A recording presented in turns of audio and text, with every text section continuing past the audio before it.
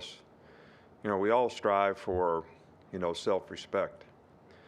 So, but how do we go about doing it? There's a lot of successful people who, really aspire to accomplish certain things. They have goals and aspirations. They know exactly what they have to do it, and they go about every day with a positive attitude and a lot of positive mindset to try to accomplish those things. And when they get to it, they usually have success because they're well prepared. And then a lot of other people need something bad to happen, need to get humiliated before, they really sort of respond because their pride is hurt, their self-respect is hurt, and then they really respond and do well at things. And, it's a life lesson for all of us to choose the first path, and that goes a long way in creating an identity, for you as a person as well as for us as a team. And that's certainly what we're trying to strive for, to finish this season, to play in this game for what we want to accomplish, what we want to do, reestablish the identity that we want in Alabama football. And, that's what we're going to, try to finish and do. And it'll be interesting to see, how players choose to do that. So, I told the players earlier in the week, I said, nobody should be able to come to practice and watch practice and be able to know who we're playing this week.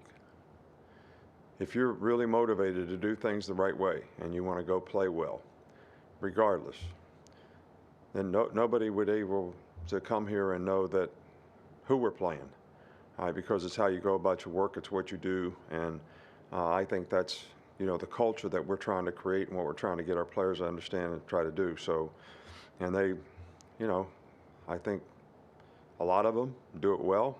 Some of them are learning lessons on how to do it well. Start with Chase. Austin Peay has a defensive back named Trey Stover, whose father, Nikita Stover, was on your first two teams here. Is it a surreal feeling for you when you come across some second-generation players whose fathers you coached? Yeah, but that started a long time ago. I coached Mark Ingram's dad. Yeah, it is. But it also makes me aware of how long I've been doing it. But in a good way, in a good way. So yeah, it does. But I actually didn't know that. I knew the name of the player, but I never made the association. Appreciate you telling me that. Going inside the mic. Just where do Jahmyr Gibbs and Eli Rick stand with their injuries coming out of the game? Well, we'll see. They're kind of day to day in terms of how they're doing and what they're doing, and we won't be able to make that determination until closer to the game. Come over to Charlie. You talked about Kendrick Law a lot after the game, but how has that whole freshman class of receivers kind of made progress this season? I think the freshman receivers are a very talented group, and I think there have been times when, each one of them have made really, really good plays. I think the biggest thing is with young players is that consistency in performance. They're not used to the grind of, this kind of competition over this long a period of time, and that comes with experience. It comes with maturity. But I'm very encouraged by, that entire, class. Emmanuel Henderson has done really, really well too. He's starting to really blossom on special teams. He knows what he's doing at receiver now. He's very explosive. So, and you've seen, it's like all the other freshmen have played to some degree. A couple other guys that are talented guys like Aaron Anderson has been hurt. He's finally healthy, and you can see, what his potential might be. But it's kind of late in the season to try to, get these guys, involved in what's happening. But I'm very encouraged about that group. We'll stay up here with Nick. Pete Golding is your guys' Broyles Award nominee. What stands out about the job that he's done this season for you guys? Yeah, I think Pete has done a really, really good job. He's very bright. He articulates well with the players. He's a good teacher. I think he's a good motivator. I think the players respond well to him. And, you know, he's added some things that has helped us get better. I think, you know, he's done a very good job with the personnel that we have, and I'm just really appreciate the really good job that he's done. I think he's, you know, made really positive steps every year since he's been here. I love hiring younger guys like that and let them grow and develop, you know, in the organization, and he's certainly done a fantastic job of that. About 2 more, Tony, and then Kirk.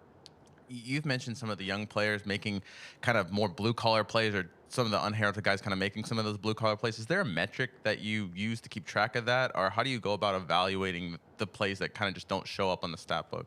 I don't really, you know, I've been coaching a long time, so you have to define what a blue collar play is, you know, to me. I mean, offensive linemen, they got a blue collar play every down. Some positions more than others. Some positions, every time you score a touchdown, you get accolades. Every time you throw a long touchdown pass, you get accolades. Every time you get an interception, you get accolades. But you know, people who play on special teams, people who are core members of the team, who embrace their role, whatever it is, and they do it extremely well. And they want to contribute in every way that they can, even though it may be a small way, they do it the right way. I think those guys are all blue-collar guys. That's the way I would define it, I guess. We'll finish up with Kirk. Thank you. Coach, we're all aware of the technique, I guess, of defensive spy, and I wonder if that's something that's pretty common against your team with a mobile quarterback, or if it's just 4 quarterbacks, and if there are pluses and minuses to the spy technique. I guess most teams have it in their book anyway. I don't really understand your question totally, so I'm going to rephrase it, and you tell me if I got it right. A running quarterback gives our defense more problems. Is that what you're saying? Well, I was really talking about it from the other end for the most part. A spy, what kind of an athlete does it take to spy, and is it usually on the quarterback, a mobile quarterback? And Right. what are there pluses and minuses to using that technique? Well, I think when obviously you have a spy, you can rush 3 guys and have a spy, you can rush 4 guys and have a spy. That means you got 5 guys committed to the rush, or you got 4 guys committed to the rush. But the spy only works in passing situations. Spy only works when the quarterback drops back to pass, and then he takes off running. When it's actually a running play where the quarterback is a runner in the play, like an option or a zone, quarterback pulls the ball and has the tight end, you know, leading in front of them. That's just like option football. That's responsibility football. There is no spy for that. Somebody's responsible for the quarterback, and it could be different guys in different coverages, different, you know, defenses. But the spy only works, and we've done a lot of spying. You know, when we've been hurt by the quarterback run, like the 31-yard run at LSU, a guy made a mental error in the stunt that we were running, so we had a pass rush lane that was open with 5 guys rushing. So when you have 5 guys rushing, you want to push the pocket so the guy can't get out, or you rush 4 and have a spy. So we rushed 5. Probably would have had a sack if we'd have done it the right way, or we didn't do it the right way, and the guy ran for 31 yards. And that set up a score. So got to do a better job of teaching guys ash right and ash left. All right, thanks, Coach.